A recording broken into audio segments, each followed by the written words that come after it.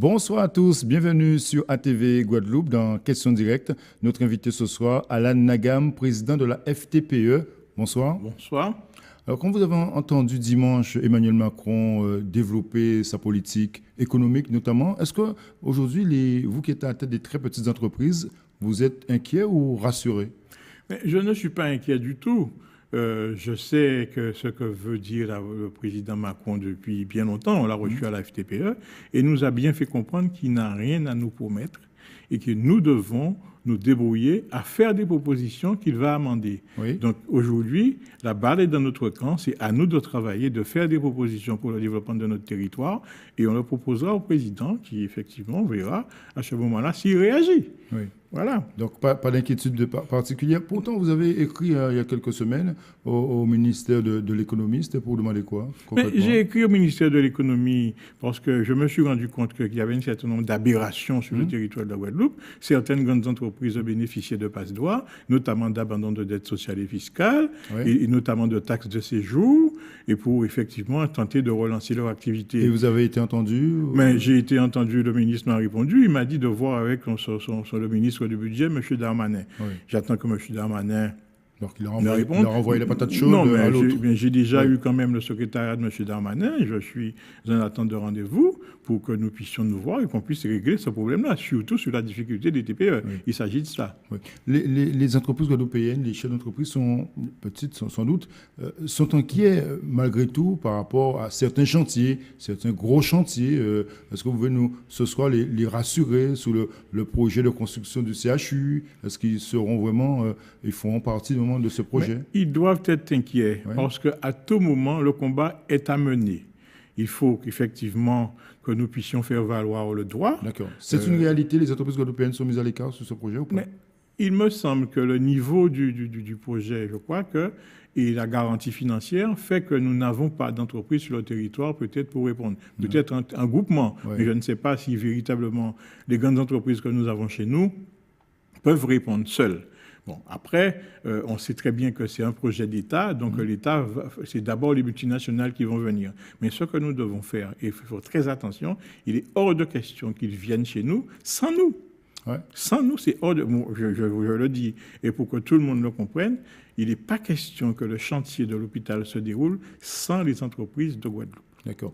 Alors, au niveau de la FTPE, vous organisez beaucoup de journées, de rendez-vous économiques pour sensibiliser les très petites entreprises, avec également des annonces sous des prêts, de différents prêts, pour accompagner les chefs d'entreprise. C'est une réalité aujourd'hui, il faut accompagner? Particulièrement, il faut accompagner, mais on a surtout envie de dire aux entreprises, nous avons, avec notre expérience et nos analyses, compris que les entreprises de chez nous, et certaines étaient mal structurées, donc, nous avons besoin de les accompagner à se restructurer, à se mettre au niveau de l'économie de manière à ce qu'ils puissent justement répondre aux besoins du marché. C'est vraiment votre rôle au niveau de la FTPE? C'est notre rôle au niveau de la FTPE. Accompagner par la région, par exemple. Quel est le rôle de la région justement dans cet accompagnement? Mais la région, c'est un partenaire fort de la Fédération des petites entreprises et la région a manifesté son intérêt aux côtés de la FTPE au profit des petites entreprises.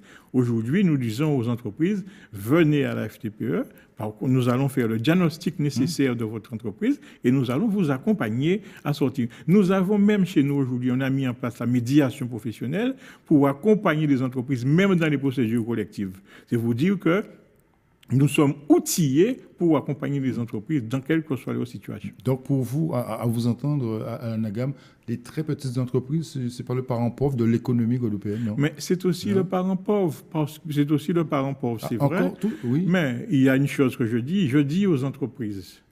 Aucune entreprise ne peut se développer sans salariés. Beaucoup de gens pensent qu'ils vont faire le débrouillard pas pêcher, qu'ils vont faire par-ci ou par-là, mais or, si l'on veut effectivement se développer, améliorer son chiffre d'affaires, à un moment, pour grandir, il faut avoir une technicité. Peut-être que le chef d'entreprise n'a pas, qu'il peut trouver chez un salarié ingénieur ou technicien en gestion, etc., qui peut l'emmener plus loin, qui peut effectivement l'aider à avoir une meilleure vision de perspective de développement de sa propre entreprise. Donc, je leur dis, n'ayez pas peur, au contraire, apprenez à mutualiser et faites confiance aux jeunes techniciens guadeloupéens. Et que devient votre combat, votre mobilisation sur l'ensemble de l'outre-mer?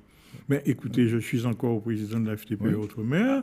Aujourd'hui, la FTPE Martinique prépare pour le 27 novembre colloque Banque TPE, comme chaque année.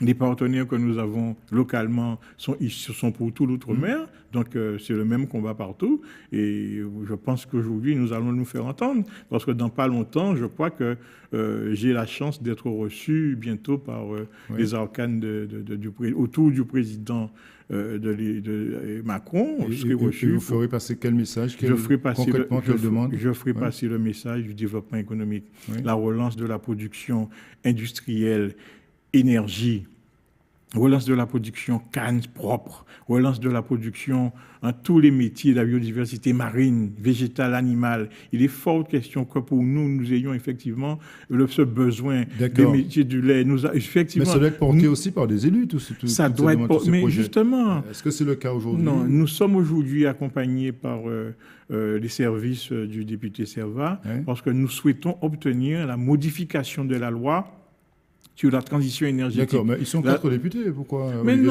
Non, parce que l'attaché parlementaire actuel de M. Servat a travaillé sur le sujet avec son ancienne patronne, donc il connaît bien le sujet. Et c'est-à-dire qu'aussi, le président Servat a été le premier à répondre le député. Le député Servat a été le premier à répondre à nos sollicitations. On travaille bien avec Justine Bénin, qui est très concernée par le projet que nous défendons. J'ai eu un très bon accueil aussi de Mac Mathiazin. Seule Madame Vainqueur, quand j'ai eu son attaché parlementaire, mais nous n'avons pas encore eu l'occasion d'échanger. Donc, mais ça se fera. On n'écarte personne, on a besoin de tous. C'est le politique qui a la décision. Quelque part, vous faites de la politique aussi. Mais nous faisons de la politique économique, mais par contre, ce que nous leur disons, nous portons les projets et les orientations à eux de les défendre auprès des gouvernements. Et vous êtes entendu. Pour l'instant, ça va. Je suis un peu mécontent des orientations des assises de l'outre-mer, les assises de l'outre-mer. Ça va encore vers un échec. Déjà, je ne souhaite pas que les assises de l'outre-mer soient un piège à crabe. Pourquoi?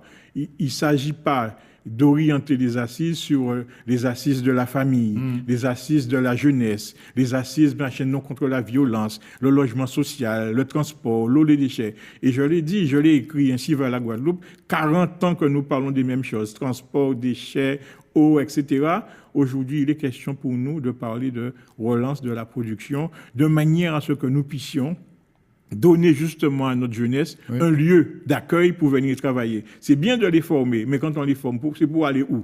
Donc nous voulons les former pour qu'ils viennent répondre aux besoins du développement industriel de la Guadeloupe. Merci Alan Nagam d'être venu ce soir pour parler économie de la Guadeloupe. Merci encore. Je vous remercie. Merci de nous avoir suivis chez vous. Bonne soirée sur ATV. Bonne soirée encore.